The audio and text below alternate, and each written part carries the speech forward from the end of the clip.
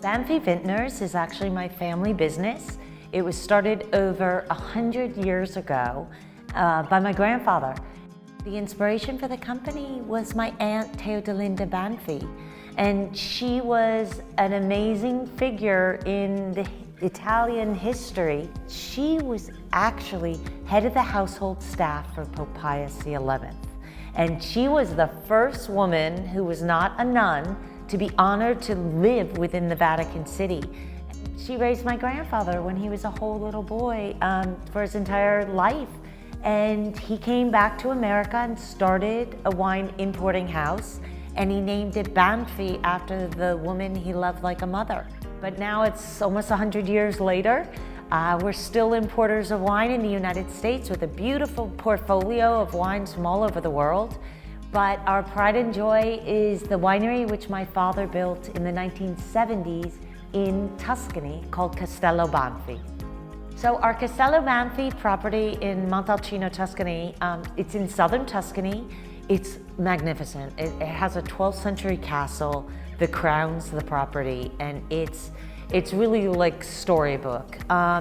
It's about 7,100 acres. So as far as your eye can see, it's rolling hills, cypress trees, olive groves, and of course, vineyards. But only 1/3 of the land is planted under vineyards. So it's really like a constellation of single vineyards throughout the property.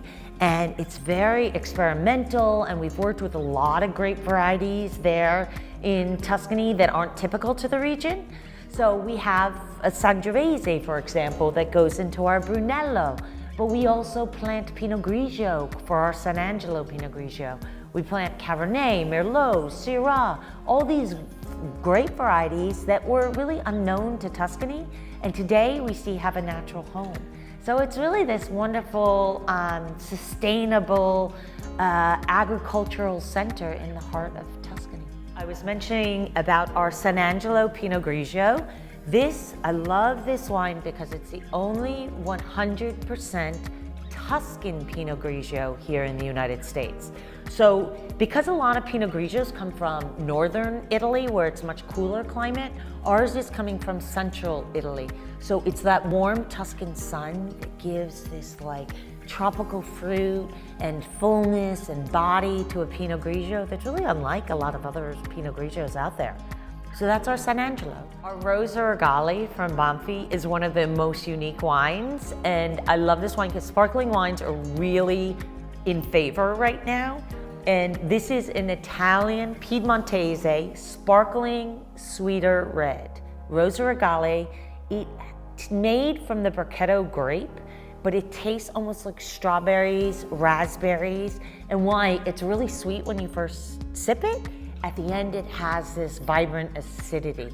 So there's really kind of few wines that can pair well with chocolate. And a lot of times when people say, oh, you pair a dry or sparkling wine with cake or chocolate, but really you want that sweetness to come through. We call it love at first sip, because you'll know it when you taste it.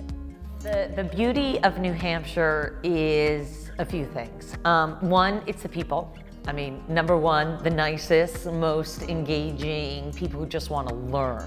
And as a wine producer, there's nothing more rewarding. Two, it's really this partnership working with the New Hampshire Liquor Commission.